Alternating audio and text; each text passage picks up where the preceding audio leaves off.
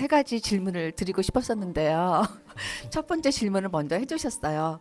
다음 나올 책이 어떤 책일지 굉장히 궁금했었는데 그게 첫 번째 질문이었었거든요. 그래서 그 답은 받았고요.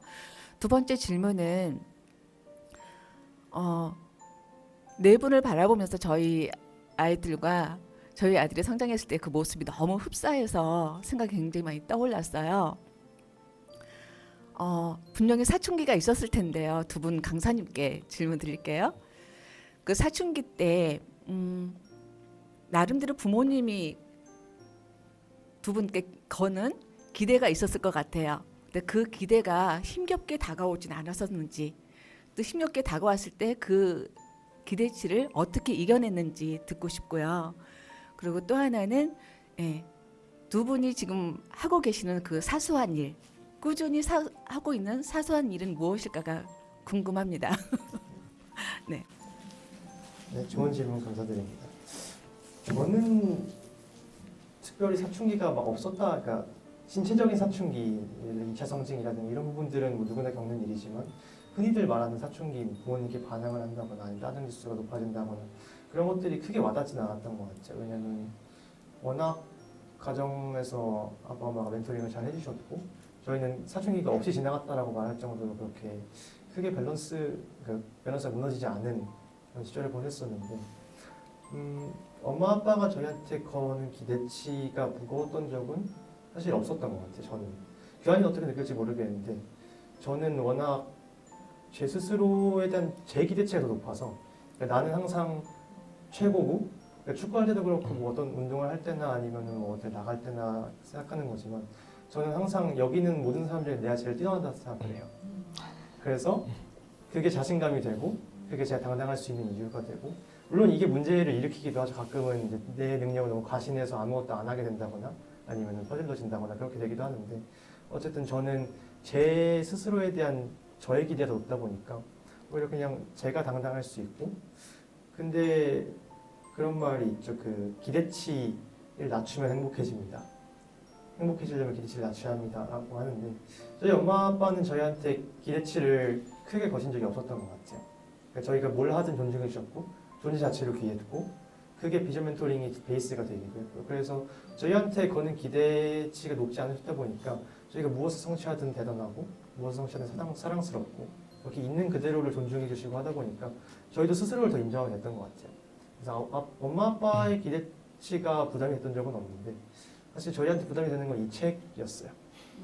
왜냐하면 너무 거창하게 선포를 해놔갖고 지금은 바뀐 것들도 많고 한데 바뀌지 않은 텍스트로 이걸 박아놨다 보니까 그래서 이게 참 부담이 되는데 책을 쓴 사람들이 왜 부담스러워하는지도 알 것 같고 책을 쓴 사람들이 왜 성장하는지도 역설적으로 좀 깨닫게 되고 그래서 저희는 부모님이 주시는 부담보다는 제 스스로가 저희 귀하이는 느끼겠지만 말하겠지만 스스로 좀 많이 부담을 가했어요. 스스로에게 빨리 성공해야 돼. 사람들한테 우리의 길이 틀리지 않았다는 걸 보여줘야 돼.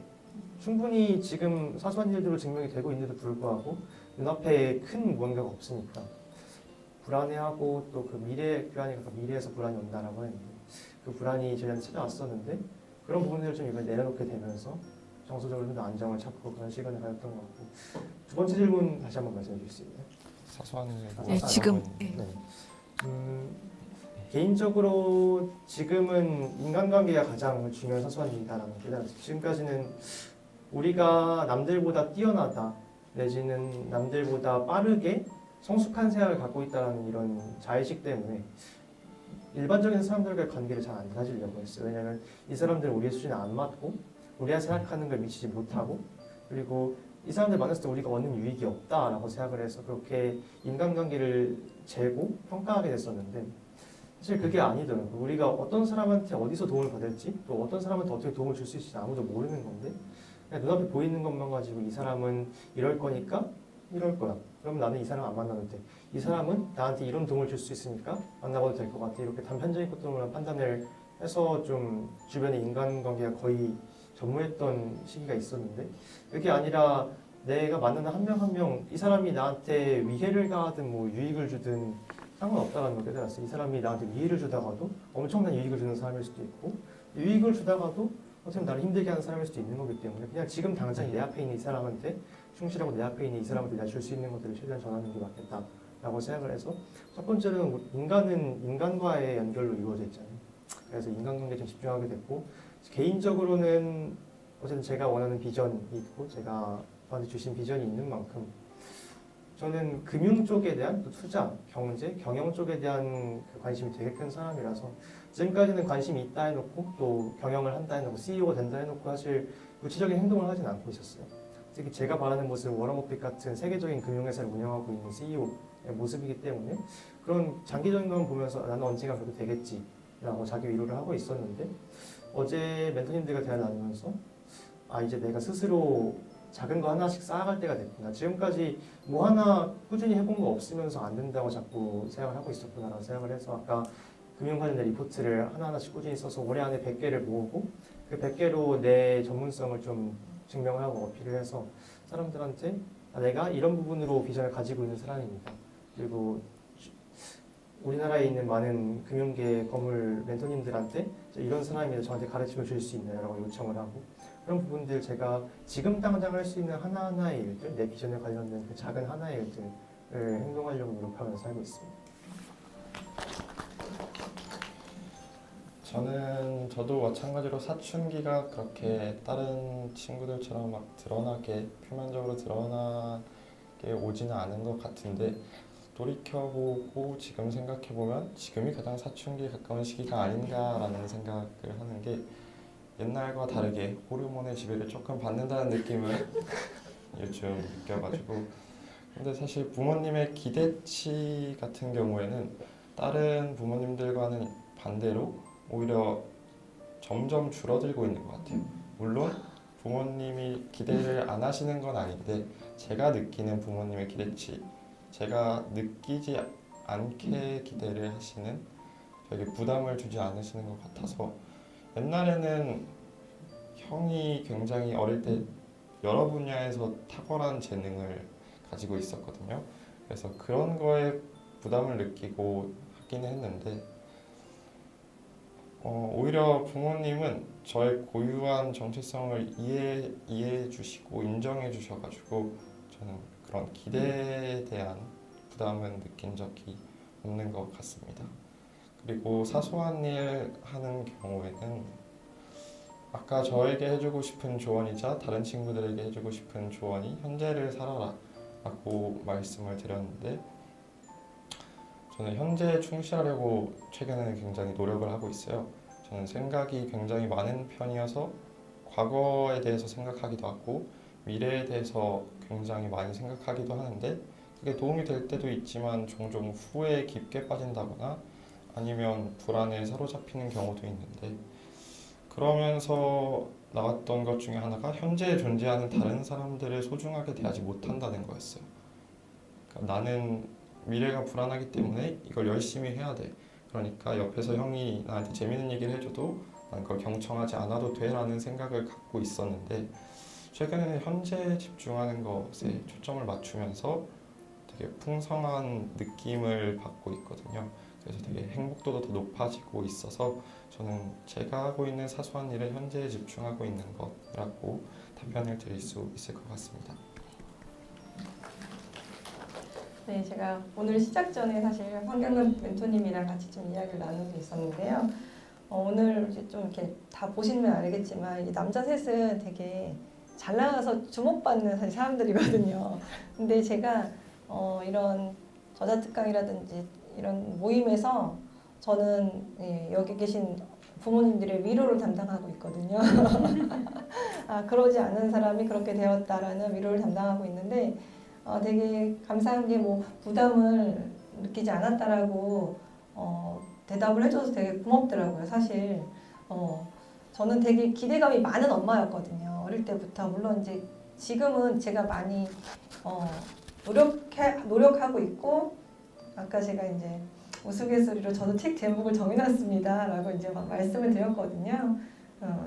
내려놓음이라는 책이 나와 있고요. 그거 이후 소속에 더 내려놓음이라는 책이 나와 있는데요. 지금 저는 찐 내려놓음이라는 책을 쓰겠다고 제가 아까 시작 전에 이야기를 좀 나눴던 게 있었어요. 그 이유가 정말 제 기대치로 계속 얘를 제가 이렇게 쪼았던 시간들이 있거든요. 초등학교 저학년 시절이랑 그 이후로도 저는 되게 많이 쪼고 싶은 마음이 있지만 그럴 때마다 또 저의 또 남편이자 멘토인 분이 저를 많이 계속 잡아주고 있어서 제가 그나마 그걸 발현을 안 하고 있을 뿐이지 근데 다행히 잘 발현을 안 했나 봐요. 못 느끼고 있다고 하는 거 보니까 되게 감사하더라고요. 그래서 많은 분들께 좀 위로가 되고자 제가 마이크를 한번 잡아봤습니다. 그 정수기라든지 공기 이렇게 필터 있잖아요. 제가 3중 헤파 필터 역할을 그래서 너덜너덜해지는 어떤 그런 비하인드 스토리도 있습니다. 근데 참 아내에게 고마운 건 뭐냐면 그런 제가 중재를 얘기할 때 그때 초반에 얘네 규빈이가 어렸을 때 굉장한 기대를 많이 가지고 있었어요. 또 주변에서 있는 가족들도 첫 손 주고 막 이렇게 하다 보니까 엄청난 기대가 쏟아졌죠. 저는 그때 위기감을 느꼈죠. 이게 규빈이 다음을 잃어버릴 수 있겠다라는 생각을 하면서 좀 지켜봤는데 역시나 그 선을 넘어가는 그런 부분들이 있어서 그리고 벌써 이제 규빈이에게 그런 증상들이 5살, 6살 때 나타났었어요. 그래서 제가 그때 집사람에게 조용히 얘기했던 게 뭐냐면 복수당한다. 전성수 교수님의 우리나라 하루에타의 권위자이시잖아요. 그분이 복수당하는 부모들이라는 책을 쓰셨는데 그 책 얘기를 하면서 이제 우리 복수당한다. 그리고 지금 대한민국 부모들 다 복수 당하고 있는 중이다. 그래서 이게 진짜 교육의 본질은 아니다라고 얘기를 하면서 그때부터 저희 사실은 부모인데 자녀에게 대한 기대감이 없다라는 건 사실 말이 안 되거든요. 그 기대를 얼마나 지혜롭게 이렇게 잘 관리하고 있느냐가 사실 관건이라고 생각이 되어져요. 사실 저도 비니 한이에게 기대감이 있죠. 엄청나게 사실은 있습니다. 왜냐하면 제가 말씀드렸잖아요. 여기 계신 분들을 바라보는 모든 관점 자체가 엄청난 미래에 대한 관점으로 바라보기 때문에 그러니까 사랑을 어떻게 할 것인가라고 할 때 한이가 쓴 책에서 현재적 관점이나 미래적 관점에서 바라보고 그러면 원수까지도 용서할 수 있다라고 하는 그 부분을 깨닫게 됐다라고 얘기해요. 어떻게 원수를 용서하지?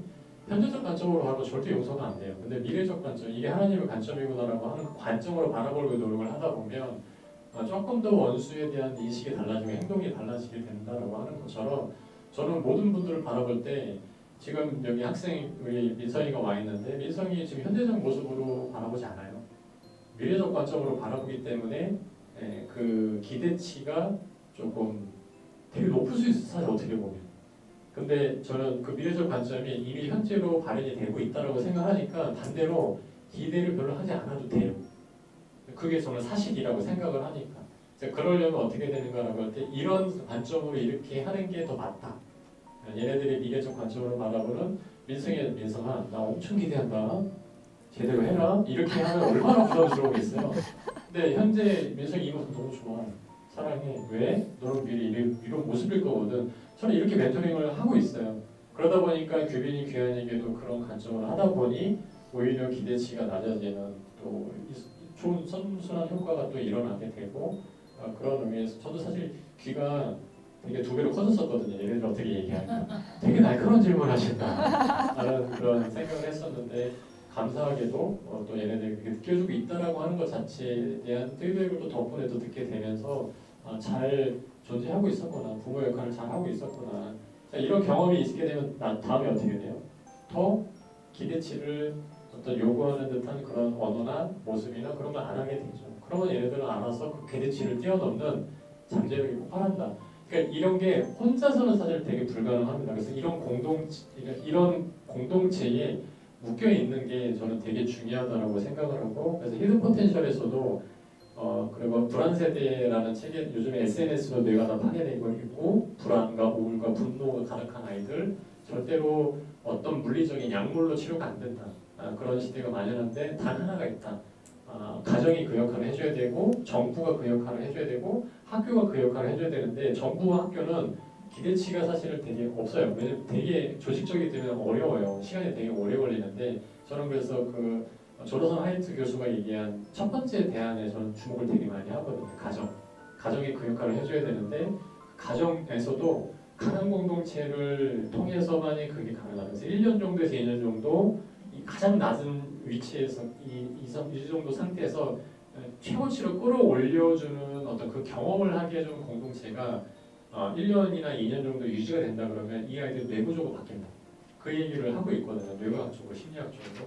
저는 그 공동체를 지금 세워가고 있는 거고 그거를 추구해 왔기 때문에 이 안에서 학생들이 어떻게 변화가 일어나고 있는지를 보고 있습니다. 마지막 질문만 받고